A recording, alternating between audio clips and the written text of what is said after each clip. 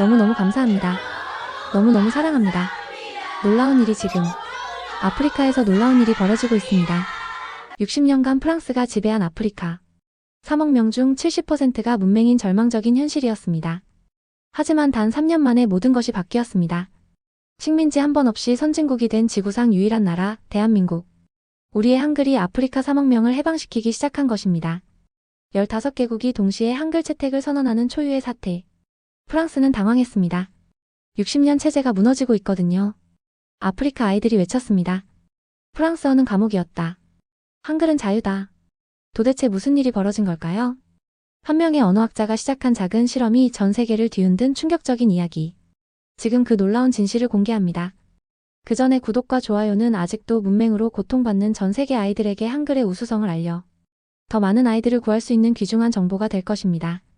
영상을 보시고 존 박사의 선택이 옳았다고 생각하시면 감동이라고 댓글로 남겨주세요. 그럼 사연 시작하겠습니다. 저는 그날을 잊을 수가 없습니다. 탄자니아 국경 근처 마사이족 마을에 도착한 순간 제 가슴 한편이 무거워졌거든요. 아프리카 교육 현실을 조사하러 온 언어학자로서 저는 수많은 오지 학교를 봐왔습니다. 하지만 이곳은 달랐어요. 교실 안으로 들어서니 30명의 아이들이 저를 바라보고 있었습니다. 교사는 영어로 수업을 시작했죠. What is your name? 침묵이 흘렀습니다. 30분이 지나도록 단 한 명도 손을 들지 않았어요. 아이들은 멍하니 칠판만 바라보고 있었습니다. 저는 속으로 중얼거렸죠. 이해율이 10%도 안 되는군. 쉬는 시간이 되자 상황이 완전히 바뀌었습니다. 아이들이 마사이어로 활발하게 대화하기 시작한 거예요. 웃음소리가 터져나왔고 놀이를 하며 서로 이야기를 나누는 모습이 너무나 자연스러웠어요. 이 아이들 분명히 말은 잘하는데. 저는 현지 교사에게 다가가 물어봤습니다. 아이들이 수업 내용을 이해하지 못하는 것 같은데요. 교사는 부끄러운 표정으로 고개를 숙였습니다. 실은 저희도 교재 내용을 다 이해하지 못합니다. 영어가 너무 어려워서요. 그 순간 한 아이가 제게 다가왔습니다. 10살쯤 되어 보이는 소녀였어요. 선생님, 왜 우린 우리말로 된 책이 없어요? 저는 잠시 말문이 막혔습니다. 그 아이의 맑은 눈동자가 제 마음을 찔렀거든요. 언어는 분명히 살아있었습니다. 아이들은 자유롭게 소통하고 감정을 표현하고 생각을 나누고 있었어요. 하지만 문자는 없었죠. 그들의 언어를 기록할 방법이 전혀 없었던 겁니다. 그날 밤 저는 숙소에서 문해율 통계를 정리하고 있었습니다. 아프리카 대부분 국가의 문해율은 50%를 넘지 못했어요. 특히 모국어 문해율은 더욱 처참했습니다. 그런데 한 나라의 통계가 제 눈을 사로잡았습니다. 북한, 문해율 99% 이상. 저는 고개를 갸우뚱했어요. 경제적으로는 어려운 상황인데 문해율이 이렇게 높다니요. 더 자세히 찾아보니 놀라운 사실을 발견했습니다. 북한이 사용하는 문자 체계가 한글이라는 거였어요. 저는 노트에 한 줄을 적었습니다. 한글, 정보 해방 수단인가? 그 순간 제 머릿속에서 무언가가 번쩍했습니다. 오늘 만난 그 소녀의 질문이 다시 떠올랐거든요. 왜 우린 우리말로 된 책이 없어요? 만약 마사이어를 쉽게 표기할 수 있는 문자가 있다면 어떨까요? 아이들이 자신의 언어로 읽고 쓸 수 있다면 말이에요. 저는 노트북을 켜고 한글에 대해 검색하기 시작했습니다. 밤하늘 아래서 새로운 가능성을 탐색하는 제 모습이 마치 보물을 찾는 모험가 같았어요. 그날 밤 저는 확신했습니다. 언어는 살아있는데 문자가 죽어있다면 새로운 문자로 그 언어에 생명을 불어넣을 수 있을 거라고 말입니다. 한 달 후 저는 서울에 있었습니다. 세계문자학회에서 초청을 받았거든요. 유엔 개발 계획에서 글로벌 문해 모델에 대해 발표해달라고 했어요. 마지막 세션이었습니다. 저는 피곤해서 호텔로 돌아가려고 했죠. 그런데 복도에서 흥미로운 포스터를 봤어요. 한글과 의문문자 세미나. 국립국어원에서 주최하는 협력 세션이었습니다. 저는 호기심이 생겼어요. 탄자니아에서 품었던 궁금증이 다시 솟아났거든요. 강의실에 들어서자 한국인 연구원이 발표하고 있었습니다. 한글의 자음은 발음기관의 모양을 본떠 만들었습니다.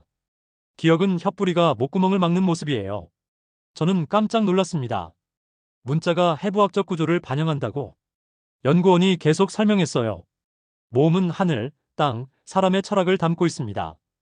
은은 땅을, 이는 사람을, 는 하늘을 의미했죠.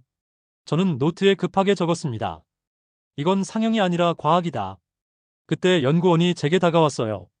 혹시 이름을 한글로 써드릴까요? 저는 놀랐습니다. 제 이름이 한글로 표기될 수 있다니요? 존 앤더슨. 연구원이 종이에 적기 시작했습니다. 존 애너던슨.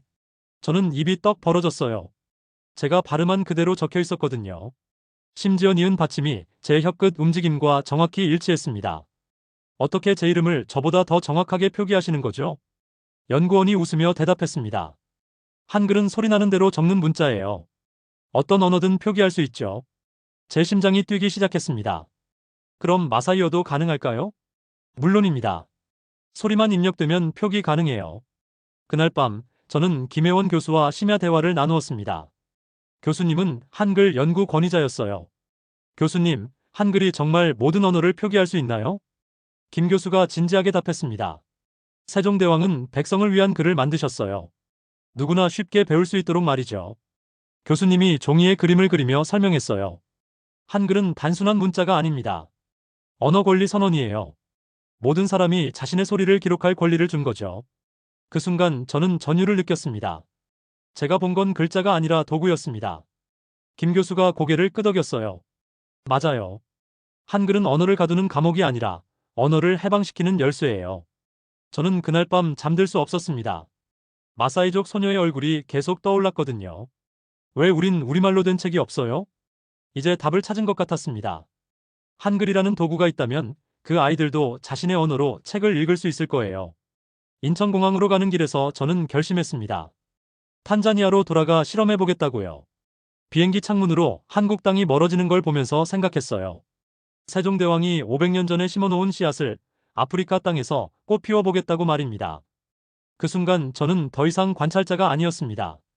혁명가가 된 기분이었어요. 탄자니아로 돌아온 저는 마음이 설렜습니다. 가방 안에는 직접 만든 한글 카드들이 들어있었거든요. 마사이족 마을 족장에게 허락을 받았어요. 소규모 시범 수업을 열고 싶다고 했죠.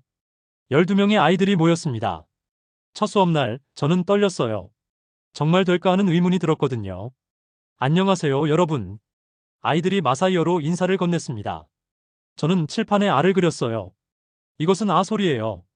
여러분이 방금 한 인사말 아해의 그 아입니다. 한 아이가 눈을 크게 뜨더니 말했어요. 우리 소리가 그림이 되었네요. 바로 그거였습니다. 아이들은 한글을 외국 문자가 아니라 자신들의 소리라고 받아들인 거예요. 이틀째 되던 날 기적이 일어났습니다. 아이들이 자음과 모음을 결합하기 시작한 거예요. 나라는 글자를 가르쳤는데 한 소년이 손을 들었습니다. 선생님, 그럼 마는 어떻게 써요? 저는 깜짝 놀랐어요. 아이가 스스로 문자 체계를 이해한 거였거든요. 니은을 미음으로 바꾸면 된다는 걸 혼자 깨달은 겁니다. 셋째 날 가장 감동적인 순간이 찾아왔어요. 12살 소녀 날라리가 할머니 이름을 쓰고 싶다고 했습니다. 할머니 이름이 넨카이인데 어떻게 써요? 저는 차근차근 가르쳐줬어요. 니은 마이너스 마이너스 니은 마이너스 기응 마이너스 아 마이너스 이응 마이너스 이 마이너스.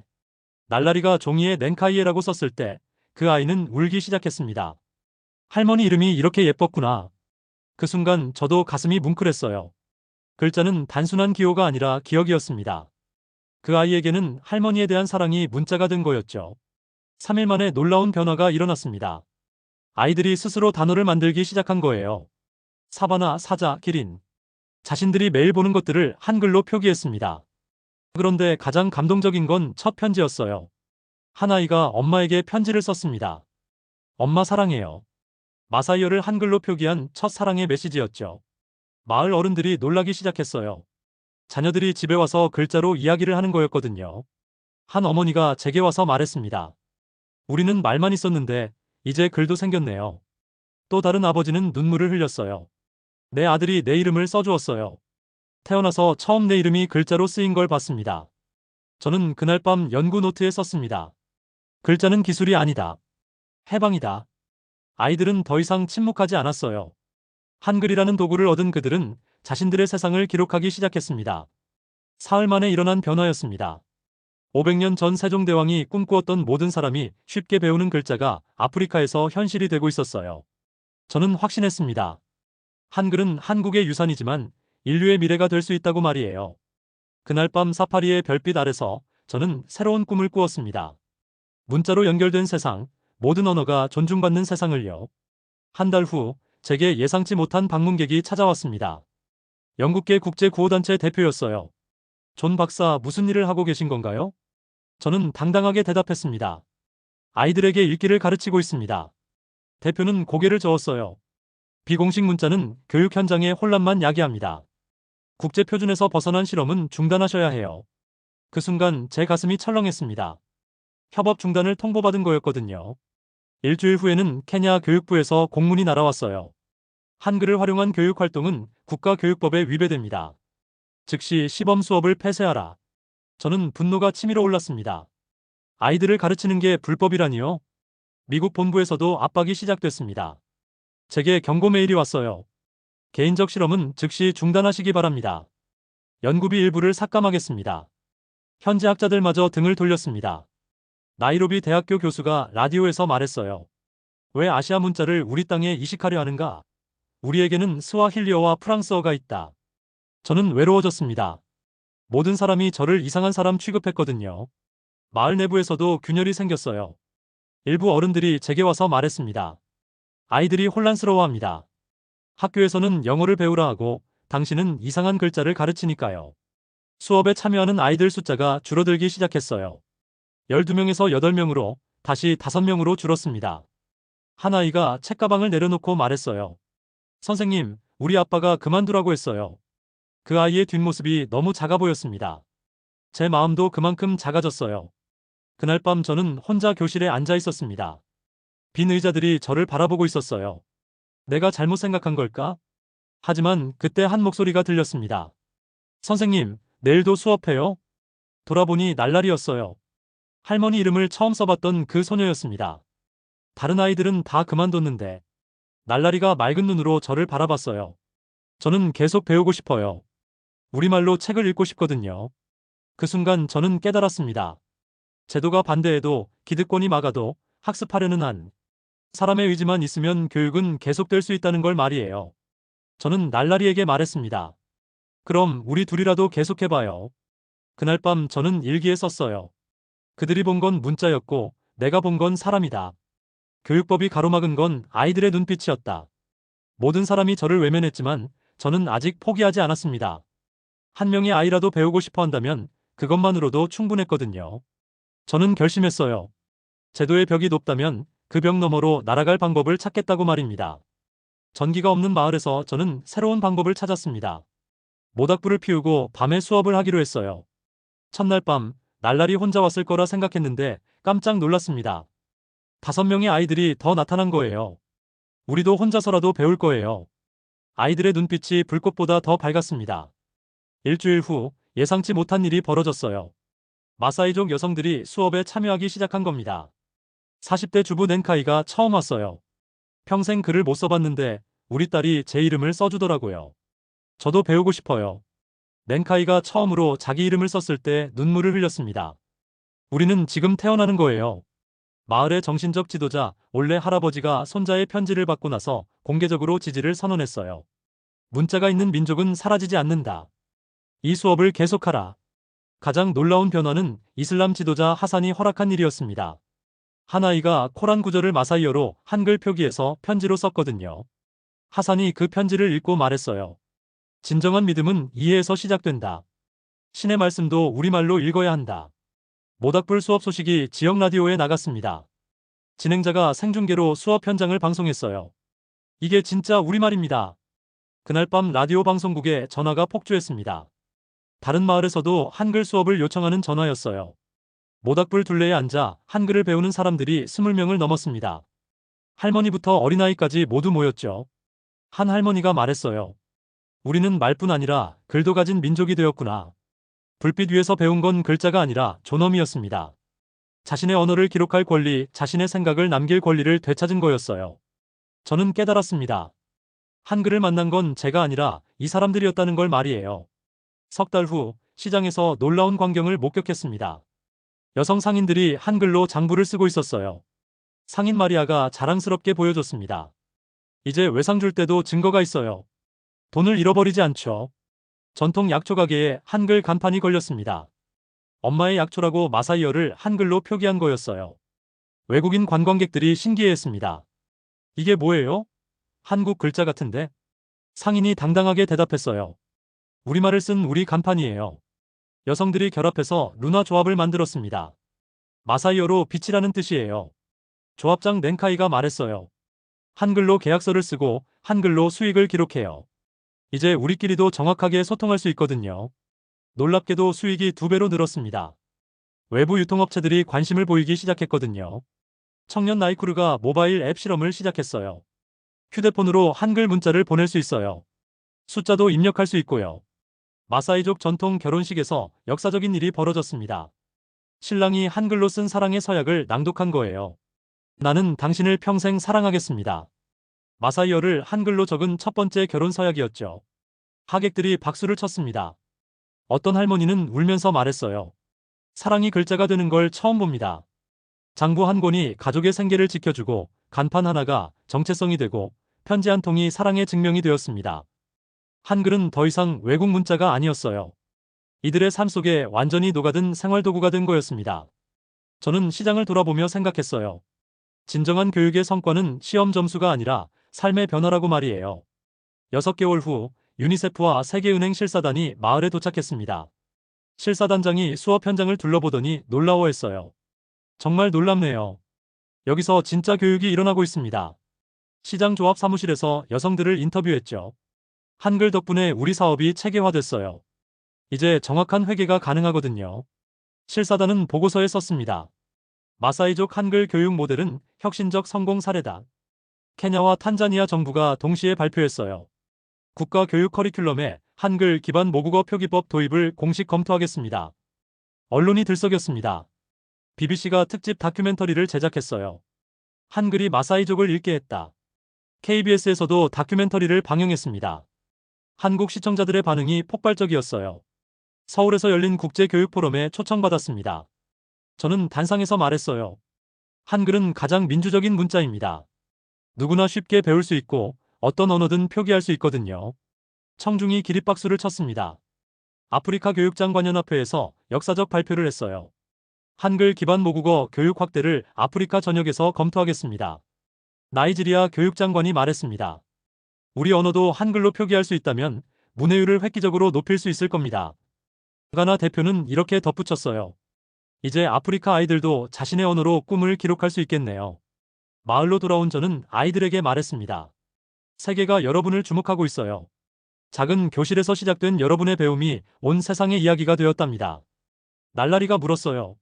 선생님, 이제 다른 나라 아이들도 우리처럼 자기 말로 글을 쓸 수 있어요? 저는 고개를 끄덕였습니다. 그래, 너희가 보여준 기적이 다른 곳에서도 일어날 거야. 문해는 권리였습니다. 한글은 그 권리를 가능하게 만든 도구였어요. 1년 후 뉴욕 유엔 본부에 서 있었습니다. 세계 문해의 날 기조 연설자로 초청받은 거였어요. 연설단에 오르며 떨렸습니다. 과연 제가 이 자리에 설 자격이 있을까 하는 생각이 들었거든요. 문해란 단순한 교육이 아닙니다. 생존이자 존엄입니다. 그때 마사이족 소년 나이쿠르가 무대에 올랐어요. 한글로 쓴 시를 낭독하기 위해서였죠. 나는 이제 미래를 쓸 수 있다. 내 꿈을, 내 사랑을, 내 희망을. 총회장의 박수가 터져나왔습니다. 그 아이의 목소리가 전 세계에 울려 퍼진 거였어요. 유네스코 사무총장이 역사적 발표를 했습니다. 10월 9일을 세계 시민문해의 날로 제정합니다. 모든 사람이 자신의 언어로 읽고 쓸 권리를 기념하는 날입니다.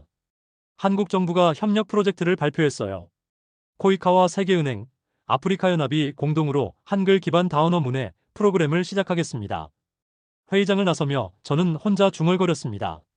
나는 한 아이가 미래를 읽는 장면을 본 유일한 목격자였구나. 마을로 돌아가는 비행기에서 창밖을 내다봤어요. 구름 너머로 아프리카 대륙이 보였습니다. 그곳에서 날라리와 나이쿠르, 넨카이와 마리아가 기다리고 있었죠.